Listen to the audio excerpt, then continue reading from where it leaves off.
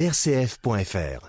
Le carnaval de Nice met à l'honneur Rio cette année et pour se mettre dans l'ambiance avant son ouverture prévue vendredi, une exposition vous est proposée à la Villa Masséna. Jean-Pierre Barbero, directeur de la Villa Masséna, nous en parle au micro de Stevlan Chizigostovic. Jean-Pierre Barbero, bonjour. Bonjour RCF.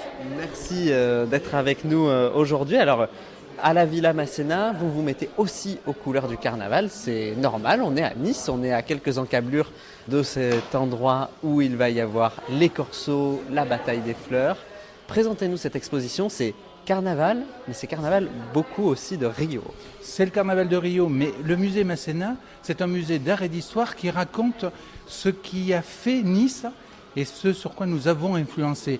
Alors regardez le carnaval de Rio, vous venez de le voir, pour les auditeurs, vous allez venir le voir et vous allez découvrir des costumes, vous allez découvrir une histoire, vous allez peut-être découvrir autrement le carnaval de Rio, parce qu'on sait les danseuses de samba, on connaît un peu les chars, mais derrière le carnaval de Rio, il y a toute une histoire. Et d'abord une histoire importante, l'histoire de Nice et du carnaval de Rio, parce que tout débute en 1888.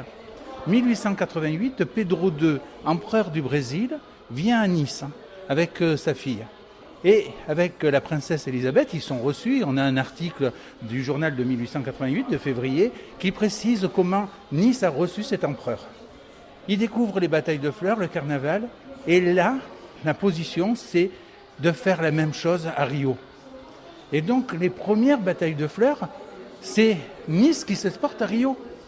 Et le carnaval, le sambodrome, l'orientation qui est prise, c'est le carnaval de Nice, le nouveau carnaval qui fête ses 150 ans. Ces costumes qui sont là, ils sont véritables. Là, c'est ceux des écoles de samba, c'est celles qui sont réputées dans le monde entier. C'est une exposition de costumes uniques d'un homme unique.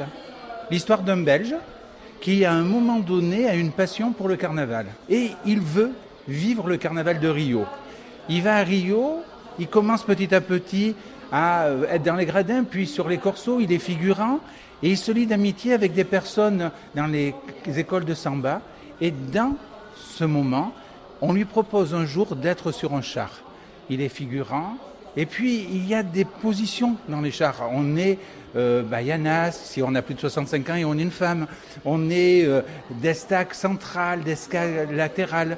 En fait, on est le représentant de l'école avec les plus beaux costumes qui sont des œuvres de couturiers, mais des œuvres de collection. Et lorsqu'on regarde de plus près le carnaval de Rio, c'est un carnaval habillé, un carnaval de passion, un carnaval qui marche avec les favelas, qui regroupe 3000 personnes, mais pas 3000 uniquement, 3000 par 6, il faut être 18 000 sur 2 nuits. Il y a 36 000 personnes qui défilent sous une musique, pour une passion et pour une histoire. Merci Jean-Pierre Barbero. Merci et à très bientôt à la Villa Masséna. L'exposition Nice et le fabuleux carnaval de Rio, c'est jusqu'au 5 mars à la Villa Masséna de Nice.